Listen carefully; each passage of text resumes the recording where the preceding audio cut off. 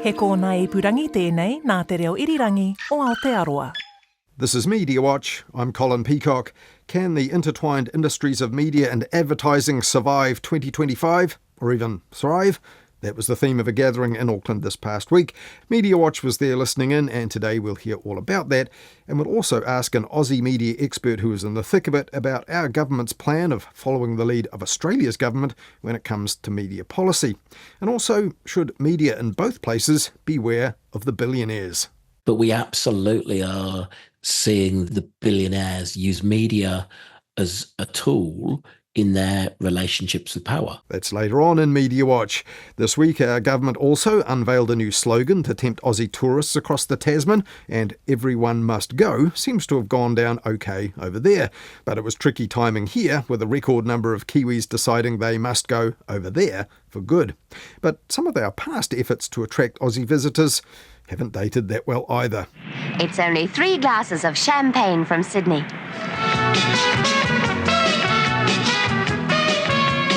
Oh, yes. More of that later on in the programme too. But before all that, what happened after Destiny Church's supporters disrupted Pride events in Auckland last weekend? Tonight on One News, thuggery, and it went too far. The Prime Minister and Auckland Mayor condemned the actions of Destiny Church protesters as they filmed themselves disrupting Pride events in the country's biggest city. If you're the leader of a group whose conduct leads the 6 p.m. news like that, you'd be worried, you'd think, especially if the same story, but worse, led the news 24 hours later as well. Tonight on One News, a teenager recounts the scary scenes inside Te Atatu Library. They got wrapped up and started trying to hit people. What action could now be taken against Destiny Church after members of the public were caught in their anti-Pride protest? Now, to make it even worse, the Prime Minister condemned it as un-Kiwi, and your tax-free status as a charity was being called into question by him and by big-name media personalities. There is no way in hell you can tell me that Brian Tamaki's Man Up crew is charitable. Because in my opinion, forcing a bunch of kids and their parents to barricade themselves in a library is not charitable. And if you're also the leader of a political party, well, being in the media spotlight like this seems like a real PR disaster. But in this case, maybe not, as Hayden Donnell now reports.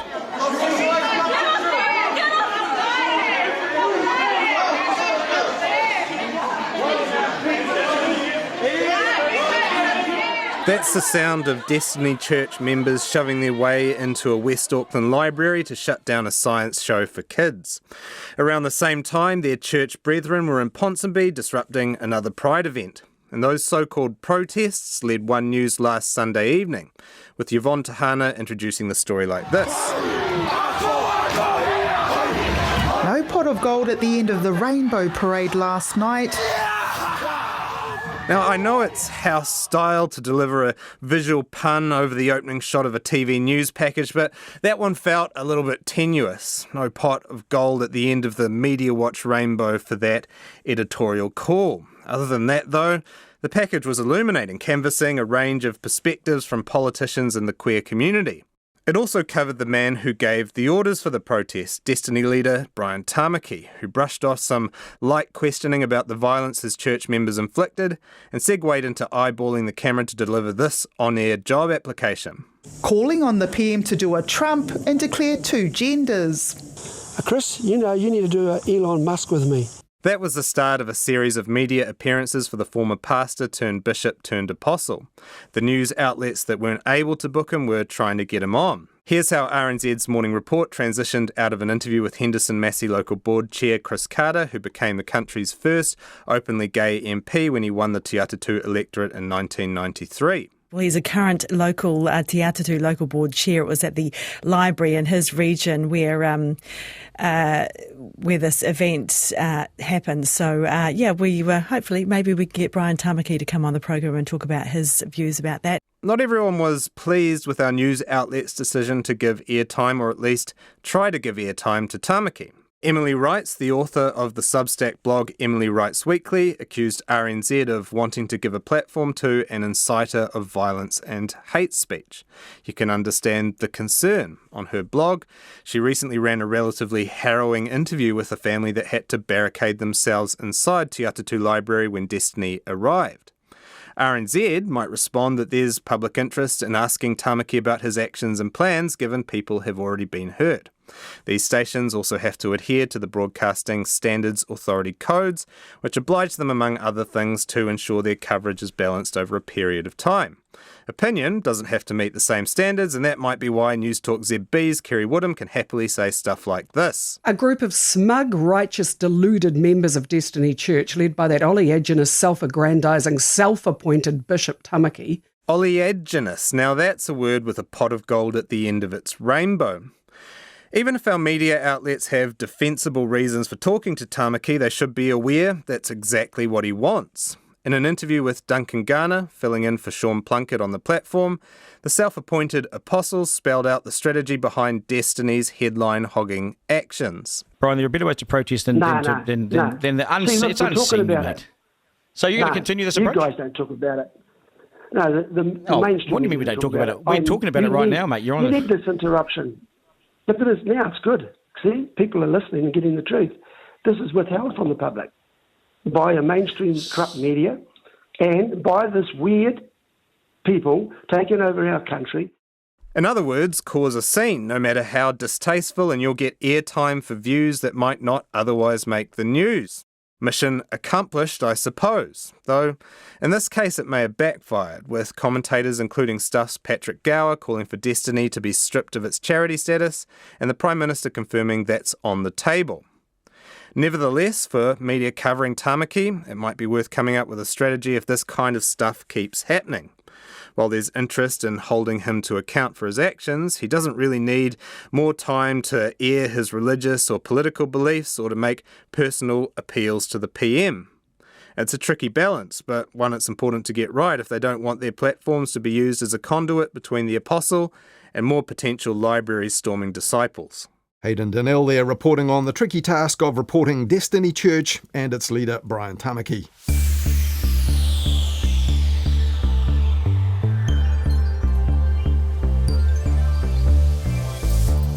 Michael Boggs, the chief executive of NZME, sent out a company-wide email detailing these changes today. We know there are about 30 roles to be cut. And then on top of that, we've got those 7 senior journalists taking voluntary redundancies. That includes political editor Claire Trevitt, deputy business editor Grant Bradley, and sports columnist Chris Ritchie. They've all taken voluntary redundancies. That was RNZ reporter Maya Ingo on Morning Report last Wednesday, running through some names well known to readers of the New Zealand Herald, but which won't be featuring in its new restructured and downsized newsroom in the future. And there will be more names missing as well. Science reporter Jamie Morton, for example, investigative journalist Nicholas Jones and reporter Kirsty Wynn, all among the jobs gone. Now, the Herald itself reported that like this on its website's morning video report. A warning of dire straits ahead for New Zealand media with no foreseeable help on the way. Publisher NZME has confirmed it's cutting around 30 roles from its newsroom, which feeds the Herald, Business Desk and News Talk ZB. It follows 12 months of cuts to most of New Zealand media outlets, including the closure of Newshub. And after that, veteran journalist Richard Harman said this. If you wanted to make a list of NZME's top journalistic talent, indeed New Zealand's top talent, you would include all the names who today have become redundant at the Herald. And there are others who will also lose their jobs in this restructure, so-called production workers, whose work will now be produced by new technology and new methods, or not produced at all. Now, it could have actually been worse. When the restructure was first announced in the new year, 38 journalism jobs were for the chop, but staff were told this week the final toll is 30, though that's still more than 10% of the publisher NZME's remaining editorial staff. And under a new system of desks covering specific topics and regions, maybe more will go yet if they feel they don't fit that system. But as Mediawatch revealed last week, there's also something new being planned, a TV-style news-based streaming channel with the working title Herald Now. I talked about that on Midweek Mediawatch last Wednesday with Emile Donovan on nights. If you missed it, it's on our podcast page at rnz.co.nz, or you'll find it in our podcast feed on any major podcast app. Now, NZME is, of course, not alone in the New Zealand media and suffering from slumping revenue from ads in this economy, and offshore media like Netflix and Disney also occupying more New Zealanders' eyeballs, and tech platforms Google and Facebook hoovering up the lion's share of online ad revenue. Simply put, our media companies can't be sure they'll survive 2025. And coincidentally, that was the theme of a discussion at NZME's headquarters last Tuesday, just the day before the cuts at the Herald were confirmed. Executives from news media and the advertising and marketing businesses they depend on for revenue were also there, and so was Mediawatch's Hayden Donnell. Matt Martell, the audience and platforms manager at NZME, was one of the panellists, and he, in a response to a question about what was the highlight and the lowlight of 2024, he mentioned NewsHub shutting down as the lowlight, and then he added this. That is also, in some ways, the win, because we're looking at that and going, okay, we need to act. Because if we don't act, we can see that train that's coming down the tracks at us. There's this impetus that he thinks that we need to change or die, basically. And he said, well, NewsHub shutting down is also the best thing that happened because it gave companies like NZME a kick up the butt to start their own big reform process so that they don't end up suffering the same fate. They don't get run over by that train, I guess. Yeah, and as we now know, these cuts come alongside this investment to video. In some ways, this has happened before. The so-called pivot to video, in the previous decade. Different circumstances now, I guess, but NZME has got a business case for this that they're presenting to clients and ad people, some of whom might even have been in the room for the Compass event on Wednesday.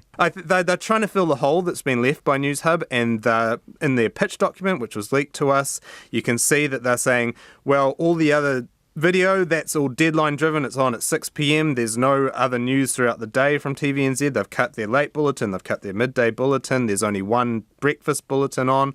So we've got the space that we can occupy 6 hours in the morning, live streaming. Maybe people will watch it. Will people, though? Well, there's no proof that it will work. There's a bit of skepticism, I guess. Well, the Compass gathering, was there much talk about what might happen this coming year and how the people on the money side of things are feeling?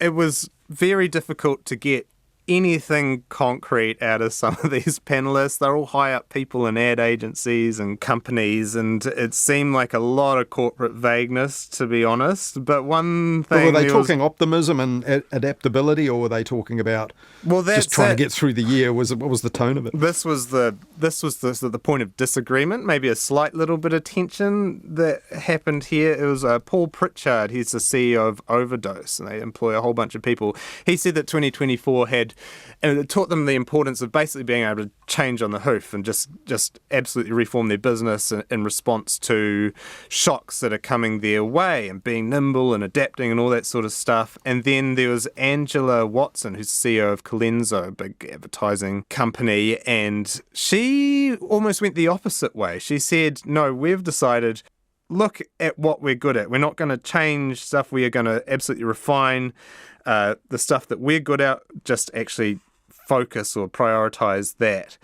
And so not be nimble, basically, double down. And I guess that mirrors the discussion that we're having in the media right now as well, right? Where it's either, are we going to double down on what we're good at, or are we going to keep changing and pivoting and doing all this stuff to try and find where the market is at? Well, anything that looks to the future, I'm guessing, is going to be talking about AI in the media and ad businesses. And we know the ad agencies are already using it, sophisticated artwork and things like that used to be done by teams of people and take a long time can be done in seconds. Did this come up?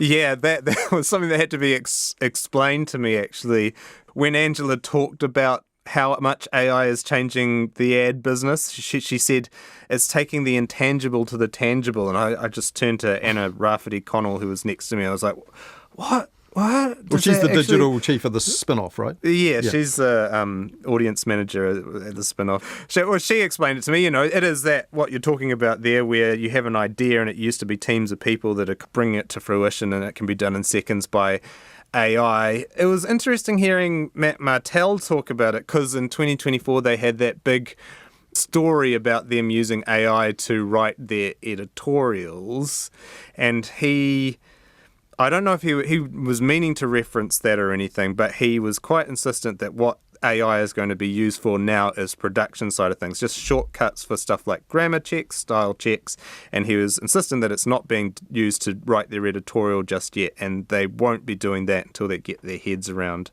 the tech. I'm guessing in the background, like global tech shifts, Musk, Bezos, Trump, TikTok, all of these shifts, is that something that they talked about as, well, potentially causing havoc or being very unpredictable in 2025?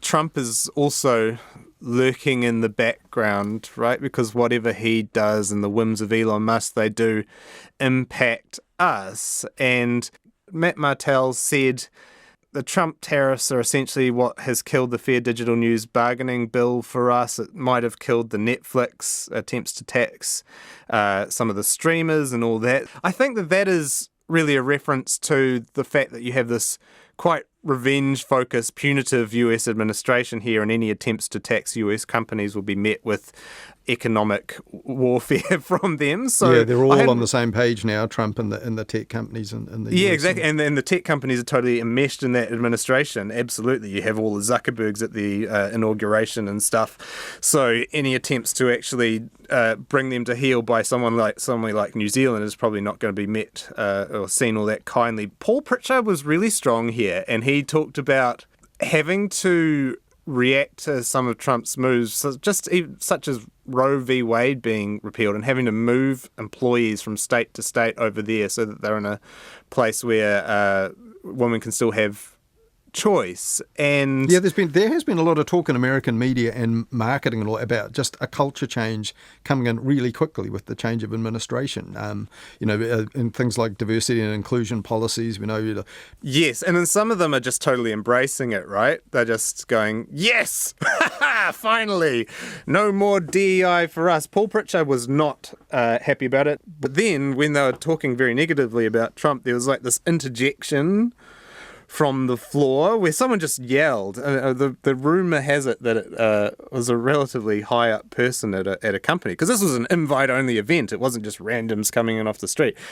Why are you talking about Trump? You're a New Zealand business. The American people voted him in, and it doesn't impact us at all. So why are you giving your opinion on it? It doesn't affect you. And we just listed a couple of ways that it's affecting us. It's interestingly, Tim Burrows from Unmade Media, who organised that Compass event, actually talked about it on his own podcast, where his colleague there, Hal Crawford, the former news chief at News Hub here in New Zealand, now in Australia, and working with Tim Burrows, who we'll hear from in a minute on this program, they talked about that interjection. It took them by surprise. And here's what they had to say on Tim's own podcast about that. One of the audience members was quite vociferous in his sort of complaint that Trump was being demonised. We got shouts from the back of the room, didn't we? Unfortunately, I couldn't quite tell what was being said. Okay, so my read on that person's objection was that, one, it was not about New Zealand, so we shouldn't be talking about it, which I think is just incorrect. And I think, two, he was probably annoyed by the assumption that everyone in the audience shared an anti-Trump agenda. I understand that. I don't think you should make assumptions about your audience. Yeah, so he seemed to be saying, the culture might be changing in media and marketing and all of that. Don't assume that it's all a liberal flavoured or left-leaning, Trump-resistant or gritting teeth kind of business these days, and that, maybe media and marketing will have to adapt to a new kind of culture in the background from American politics and business life. Yeah, I think there will be definitely strategic decisions to adapt to him.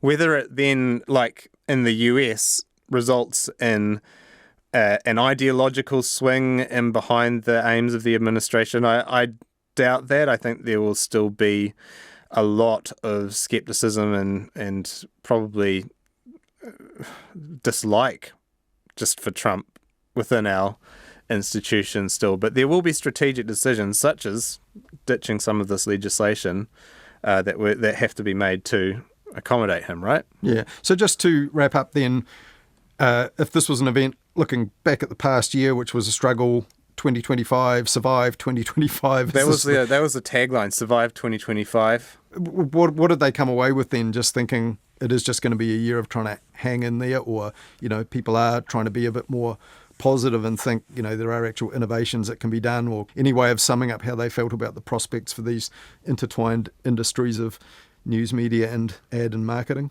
Jo Mitchell, from the marketing officer from the Warehouse, she went into this old debate about the news is just so negative, it switches people off. Maybe we just need more positive news to actually get people engaged. And look, there's something to that. One of the things that people consistently say at a higher rate than anywhere else in the world is that they actively avoid the news and the primary reason that they avoid it is because it's too negative. So there is something to that. It probably is a real headache for marketing people, because they can't be negative. They want to be positive. They're trying to do commercial breaks and promotions and things wedged in between really hefty, hard to hear news. It's a challenge for them, because it's just cities too are dying. Yeah. And Matt Martell and Tim Burrows have more of the editorial side. They said, look, we've tried this. We've tried to do positive news. No one actually reads them. And that seems to be the case. We say we hate the negative news, and then we don't click on the positive news. That does really seem to be the problem for media companies. There was a lot of support on stage, outside of the Matts and the Tims, for Tourism NZ, and everyone must go. They said, look, they're trying, they're doing it, and they must have done their research. Angela said they must have done their research because they're not silly. So maybe that then could be the ad and media industry slogan for 2025. At least they're trying, in a sort of Murray and Flight of the Conchords vibe. At least they're giving it a go. Mediawatch's Hayden Donnell there talking to me about what happened at Compass, a gathering of media, marketing and advertising executives last Tuesday, which was all about how the industry can survive 2025. And that was held at NZME this week, just a day before the company confirmed 30 jobs in journalism will go, and among them some of the Herald's best and best known journalists. Now, last week here on Mediawatch, we heard how the government had finally released some proposals to help our struggling media industry, more than a year after its first ideas went before Cabinet and then went nowhere. Increasing closed captioning and audio descriptions, and merging New Zealand On Air and the Film Commission. But the critics of it claimed the proposals were little more than tinkering around the edges. And among them, the lobby group Better Public Media, who described it as no more than a band-aid on the media sector's severed arteries.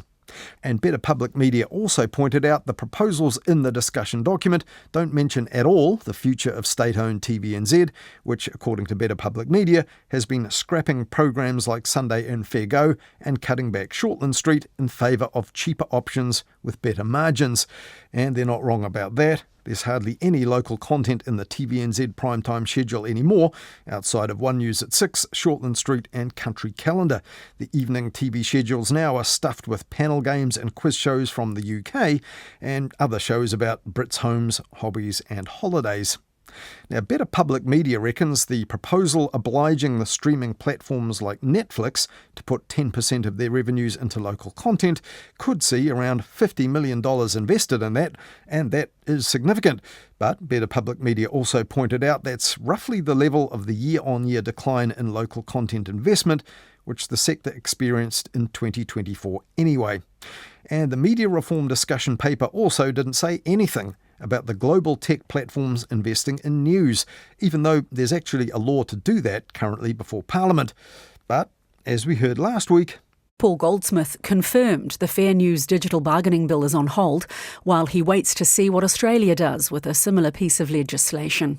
And with the big tech companies now allies of the new president in the US, apparently, there's little incentive for them to submit to any pressure from here, according to the former Herald editor Gavin Ellis on News Talk ZB. The platforms will not come to the party, and they've been emboldened by President Trump to tough it out because he will side with them every time. And in this business, things are moving fast. Last Monday, the Sydney Morning Herald said that Australia's plans to challenge the US tech giants have now been paused because their ambassador to the US, Kevin Rudd, is now working hard to stave off trade retaliation. And Media Minister Paul Goldsmith's office told the Herald, "We will reflect on that decision." As we heard earlier, that also came up at that Compass discussion event in Auckland last Wednesday. Now, that event was organised by Tim Burrows, who Hayden also mentioned earlier. He runs the Australian media company Unmade and also owns the online media news site Mumbrella. And he's also the author of a book called Media Unmade, which chronicled the past turbulent decade in the Australian media. Tim Burrows is also, incidentally, the co-host of the new weekly media show on Australia's ABC radio called Medialand. And in Australia, successive governments haven't shied away from confronting global tech companies about the power they have over the market for online advertising. Now, that included the News Media Bargaining Code, which came into place in 2020, and that forced Google and Facebook to put millions into the Australian news media providers, and it prompted our government here to copy it. But as we heard, Australia has now moved on with new proposals to get more money for the media out of big tech. So I asked Tim Burrows, should our government be following the lead of Australia's then, or not? They did announce this new policy where effectively they would, down the track, create a levy on some of the digital platforms. But the platforms would be able to effectively get a discount against this levy based on the arrangements they've been making with news media players, almost like a discount. Now, one of the things that's worth bearing in mind is we are a long way from that being legislated. The draft legislation hasn't been put out there. We're in the what's likely to be final weeks of the Labour government. Yeah, you've got an election coming up, haven't you? Correct. We're kind of slightly treading water at the moment. I imagine that suits the platforms just fine, because until there's a little bit more certainty, there certainly isn't much incentive for them to be getting on and making deals with publishers. So Facebook had stopped their last set of deals. Google, for the most part, seems to have moved to a sort of cycle of 1-year renewals. So at the moment, this sort of doubt is not really helping the publishers, but it's probably helping the platforms. Yeah, not really helping the New Zealand government make up a policy either to work out whether they should stick with the legislation they've already put forward either. But meanwhile, Tim, plenty's changed in the US since the turn of the year. We now have platform owning tycoons actually supporting or even integrated into the Trump White House. Well, sucking up to Trump, really. You even used the phrase on, I think, the first edition of Medialand that the politicians might be seizing control of the means of communication, which sounds quite drastic. Is it really that serious? What's going on there, you think? It has been absolutely extraordinary what's happened in the US. Everything has become political. And of course, the other thing that became political was the future of TikTok as well, which is ownership to shift from Chinese to US control. But we absolutely are seeing the billionaires use media as a tool in their relationships with power. We saw some extraordinary kind of pivots in policy from Meta as Mark Zuckerberg announced that fact-checking would come to an end, for instance, definitely sending signals that they wanted to be in a position to do business. Yeah, there's even been the suggestion, Tim, that foreign countries seem to penalise or single out US-based companies could be targeted. Donald Trump effectively threatening retaliation against, I think the term is discriminatory taxes targeting American interests. So if the interests of those platforms and media companies and Trump's regime align, the actual tax law that they're talking about here, or part of the tax code, is 90 years old in the States. It would kind of allow them to identify countries doing that as working against American interests. Seems extraordinary that such new technology and such fast-changing moves that are allowing them to make such massive profits, any effort to regulate or skim those in the countries where they operate, like Australia and New Zealand, could be knocked back from something that's almost a century old. It's bizarre. And the same also goes when it comes to taxing these big businesses, particularly when they're in multiple jurisdictions, is governments, including the Australian government, attempt to create new laws to better prevent platforms from offshoring all of their profits and paying their tax, somewhere where there's a much lower tax rate. On the first edition of Medialand, you also said, Tim, in conversation with your co-host, that we've kind of got used to papers taking sides in Australia politically, pushing agendas. You have the Murdoch press and others and so on, but not the online platforms until now. I mean, here in New Zealand, we don't really have newspapers that sort of perhaps take sides in the way some have in Australia or other publishers and media outlets as well. But how do you think that's going to play out if the online platforms now start reflecting the political preferences of their owners, as we've seen already with Musk's former Twitter X? We saw him absolutely become a participant in the US election.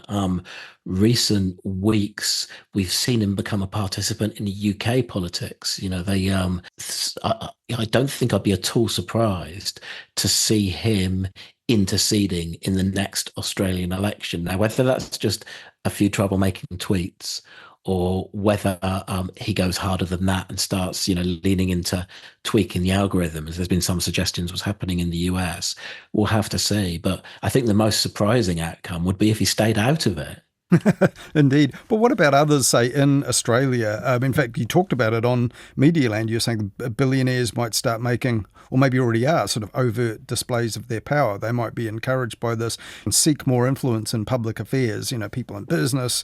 I guess you've had that in Australia with the likes of Clive Palmer or Gina Rinehart becoming very involved. We haven't. But is that sort of thing going to get worse because they're going to follow the lead of what's going on in the States? A few years ago, we saw Gina Rinehart attempt to take control of Fairfax newspapers before they ended up being merged with Nine. So, she had clearly been interested in that sort of a power. That could have made her the owner of New Zealand newspapers as well. At that time, she was making that play for what was then Fairfax Media.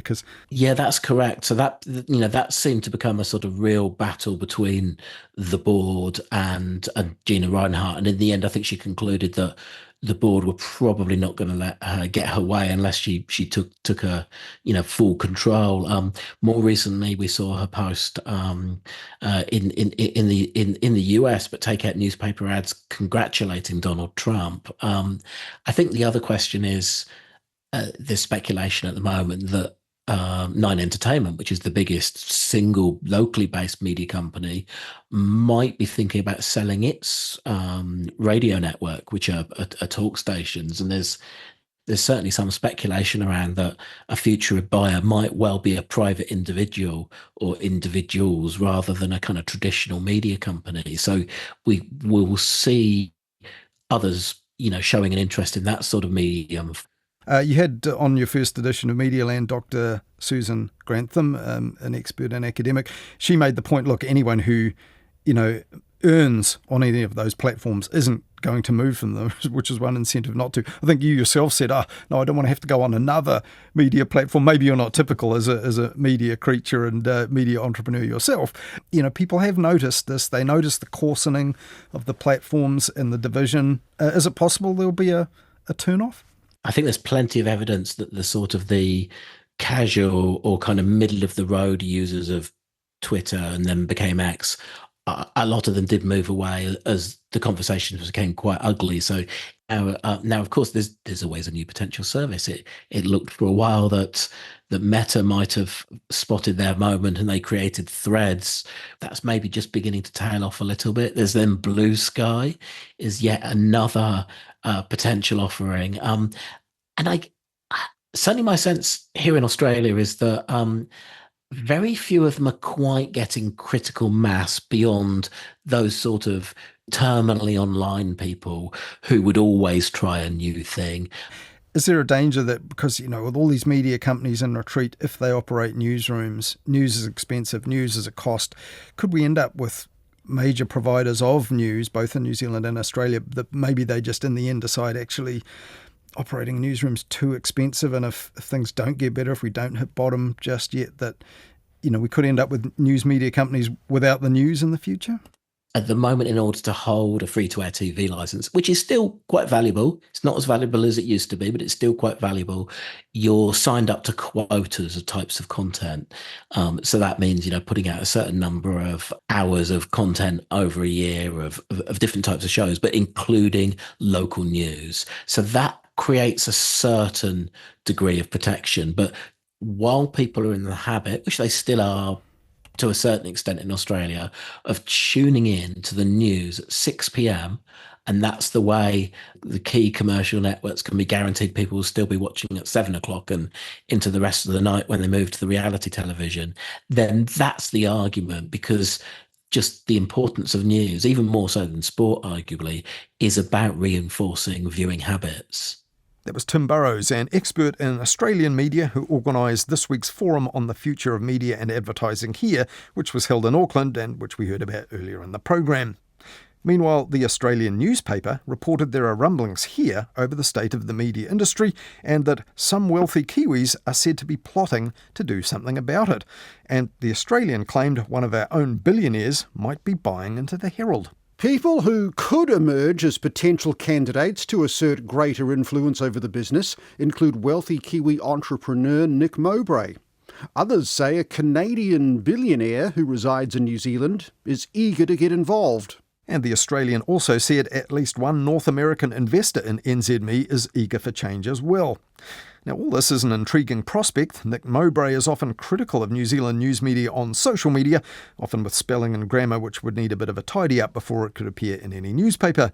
And judging by his public comments, Nick Mowbray leans to the right and quite a long way. But the Australian cited no source for anything in that article, and when NBR and Business Desk asked the toy tycoon himself if this was true, Nick Mowbray said no. And according to Business Desk, he also described the Herald as the best and fairest of New Zealand's media. So a small endorsement then for the under-pressure masthead, which, like the rest of them, is seeking to survive 2025.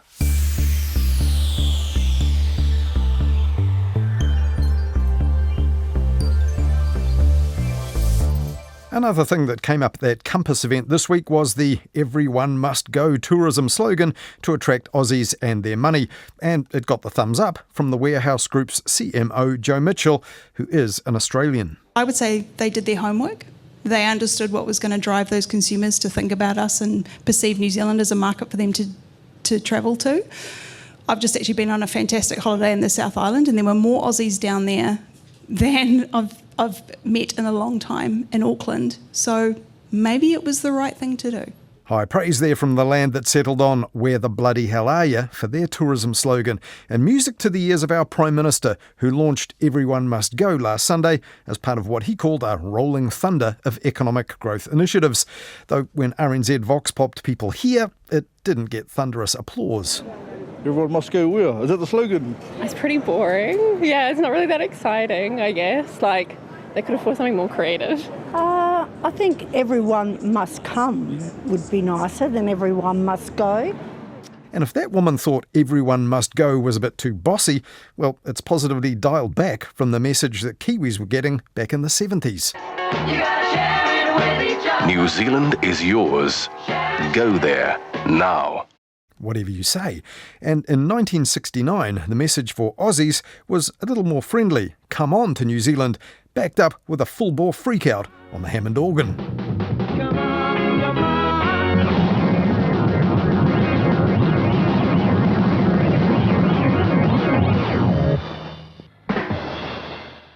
Whew, not so much "Where the bloody hell are you" as "What the bloody hell was that?" Now, efforts to attract Aussies to fly here down the decades have been a bit more subtle, but not dated so well. Another flight from Sydney is in at Auckland Airport. Who's on board? Salesmen on expense accounts, grannies on family business, and remember, every granny is someone's mother-in-law, and of course, visitors from abroad. It's one of these visitors who concerns us. Name, Susan Vaughan, age 22, address, Sydney. In that tourism film from 1962, to attract younger women to cross the ditch, Susan is accosted by local bloke Peter, who unnervingly pops up wherever Susan goes. Women, of course, won't take fishing seriously, but they seem to enjoy it just the same. But if you don't hook a fish in New Zealand, you might hook a husband. Perhaps he won't come. Oh, yes, he will. But you never know with men. If that's what Susan's thinking, she's doing a fine feminine job of not showing it. And the waiting is not in vain. A chance photograph, an accidental meeting, an exchange of letters, happy days together. These sometimes are the things that lead to a proposal. Though a similar film from 7 years later has two young Aussies much more interested in the in-flight refreshment on the way home. How many, Helen? Two. How many would you say? 3. 3? Are you positive? Positive. It's only 3 glasses of champagne from Sydney.